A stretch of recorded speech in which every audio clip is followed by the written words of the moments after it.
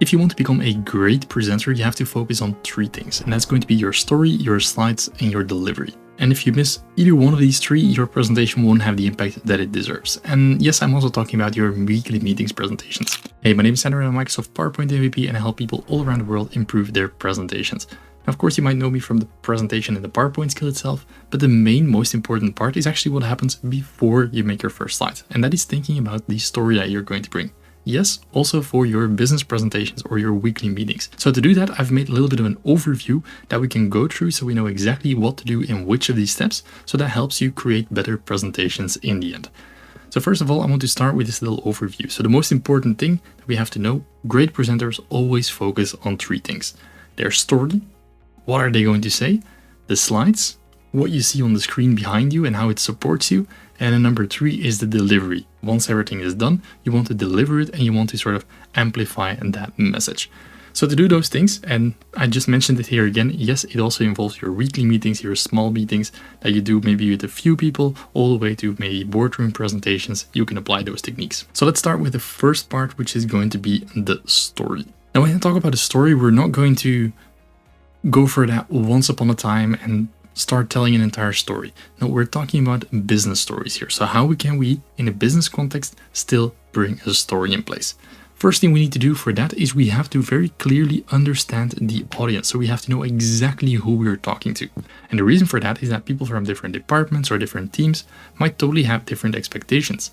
If you're talking to your peers, they expect something different than a senior manager, for example. So we have to know exactly who the audience is, what they want to know, what they already know, and how we can sort of give our information to them. And then once we have clearly defined the audience and we know exactly who we are talking to, then we're moving on to the second part, which is the goal. We're going to set up the exact goal of our presentation. And this is very important that we know it because there's different goals of presentations. On the one side, the presentation could serve as something which is informative. So you want to inform the people about something, you want to train them on something. Another goal of the presentation could, for example, be that you want to persuade them. You want to maybe get a budget approval. You want to maybe convince them to have a new hire or convince them about your product. And each of those goals of presentation require a different framework. For example, if you want to persuade someone, you want to start with a problem first and then dive into the solution. You don't want to just push the solution to the audience. And if you want to inform, you maybe want to bring the context in first before you dive deeper into the details. That's where a lot of people lose the connection with the audience very quickly. And then once we have the audience and the goal mapped out, that's where we want to move on to the message. And that message, I mean, is the key message. What is that? And I'll write it down here. What is the key message that you want to have your audience remember? Now, of course, when it comes to the key message, the very popular examples that we always see is the Barack Obama, yes, we can, or we see the Martin Luther King speech, I have a dream.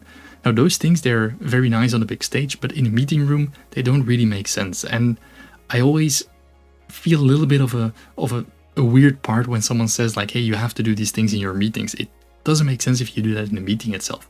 What we want to do is we want to come up with these one or two sentences that clearly define what we want to get out of the meeting. And maybe that sentence for you is to increase revenue by 15%, we have to invest in X, Y, Z. Otherwise, we will not get there. And that, if you repeat that throughout your presentation, in the beginning, the middle, and the end, and that is for me very crucial that you have this figured out yourself and you can clearly state it multiple times in your presentation. You don't expect the audience to come up with that key idea themselves by just dumping all of your content in your slides. You want to sort of prepare that for the audience and you want to set that right so they understand it and they don't have to do the thinking for you.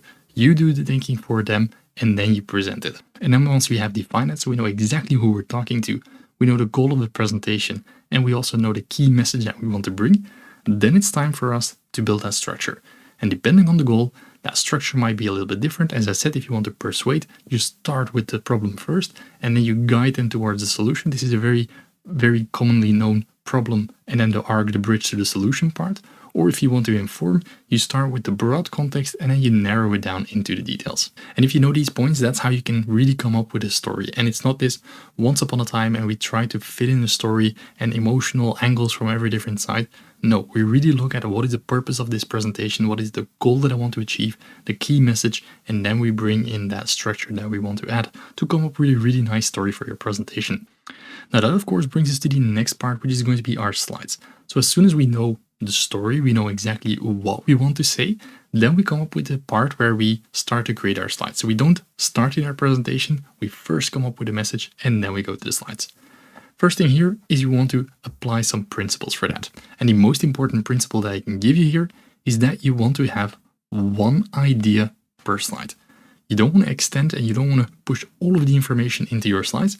You want to stick to one idea per slide. And if you have more ideas, fine, but then split them up. This is not your key idea, but every slide has an idea or has a key message. You want to put one per slide each, and if you have more, just split them up. There's many nice ways to connect them with push transitions, with morph transitions. Doesn't really matter. Keep it simple for the audience. So the simplicity and one idea per slide, for me, is the main principle that you want to apply. And it's only at that stage when we have the simple information that we want to convey on our slides that we start to look at design. And I know a lot of people look for tutorials online, especially on channels. I mean, I have a PowerPoint channel myself. But that is not your starting point, and your presentation is not made with your slides.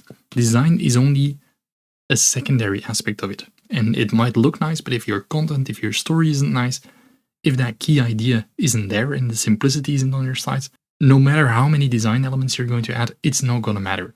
So the design only happens afterwards. And one of the simple frameworks that you see on this one for design is very often the CRAP methodology, which is contrast, repetition, alignment, and proximity. So you want to have enough contrast with size, with colors in your elements, so things stand out that are important. You want to guide the eye, create a visual hierarchy. For repetition, we want to repeat that throughout the slide, so we have a consistent slide deck that fits our brand. Alignment, we don't want to just randomly put things on our slides. We want to make sure that everything is nicely aligned and has a function on the slide. And then also we have that P, the proximity. If you put things closer together, they feel like they belong.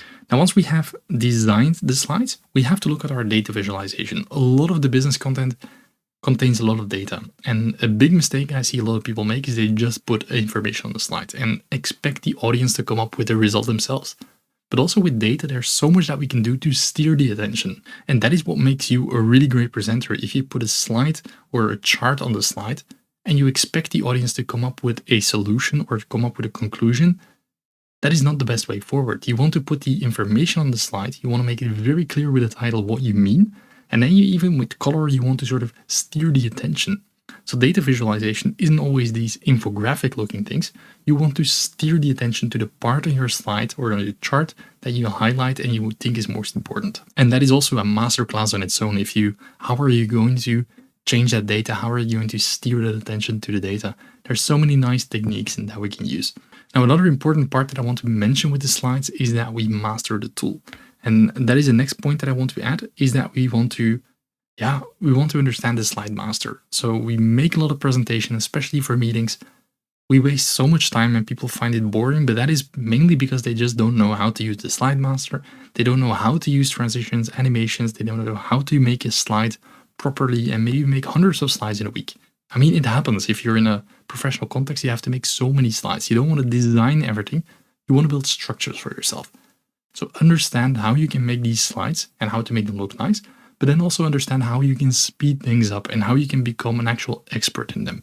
That is going to take you so much further. And once we have that, we've tackled the story. We know what is important, what we have to put on the slide or how to come up with that story. We also know what we need to focus on our design. Don't go for the crazy things. Focus on the simple message. Design it nicely with that contrast, repetition, alignment, and proximity. Keep it simple. Visualize your data. Make it clear for the audience. And then master the tool. Make sure that you can repeat it, that you can scale it. That is super important. And then we come to the next part, which is the delivery. And for the delivery, I want to highlight a little bit that last part here. So the transitions and animations, that is sort of the connection from your slides to your delivery that can help you quite a lot. So delivery, first thing, timing. If you can get those timings right and you have things appear at the right time, maybe you can organize things with an animation, maybe you can have something appear or disappear in a very nice way, and you combine it with some good storytelling, that is when you truly start to shine. So that timing is going to be a very crucial, important part in your presentation skill set. But besides timing, we also have our voice. I mean, it's an instrument that we've been given, and it's one of the only instruments that we can use throughout a presentation. We can vary our pace, we can vary our intonation, maybe we can leave a pause. that is going to be super crucial. I mean, if you say your statement and the most important sentence, that's when you leave a pause. So we can play around with those things. And it's, again, this is a masterclass on its own. How are you going to use your voice? How are you going to speed up when it's super important and then slow down when you want to emphasize? It's like underlining and putting things in bold with your voice, which I think is a very undervalued technique. And then, of course, besides the voice, we have our presence. How do you present yourself? How is your presence in the room? Are you physically there? Are you just reading it off, or are you controlling the room? Are you filling the room? Are you making eye contact with the people? Are you walking around? Are you maybe coming closer to the people? Are you speaking louder? All of these things. What is your presence in the room? So that is something you want to rehearse as well. You want to train so that you can have the impact that you want. You've got your message, you've got your slides. Now you want to deliver them in a right way as well. Now, besides presence, there's also rehearsal, which is crucial. And this is something which I see a lot of people forget as well. They rehearse, but maybe they just do it once behind their desk. Well, practice standing up, practice sitting down, practice on camera, practice off camera, practice with slides, practice without slides. There's so many techniques that you can do for that rehearsal. I mean, make variations, do some variations, do rehearsals with your slides, without your slides, with a clicker, with a mouse, with a keyboard. I mean, go crazy, stand up, walk around, try the different things that work for you. Try to find a rehearsal method that works for you, and that will just make it so much more comfortable when you're actually doing it in the real time. And the last one is the nerves. You have to control your nerves. You have to be able to be calm in the room. And a lot of important things for this is breath work. Know how to breathe. Take pauses. Don't be afraid of standing in front of an audience and leaving a silence. You have to control your nerves. Be present. Rehearse that. The better you rehearse, the less nerves you'll have, and the more professional you'll appear towards the audience. So these are all things that help you become a great presenter. And these are, for me, the most important focus areas that I try to help and coach people on.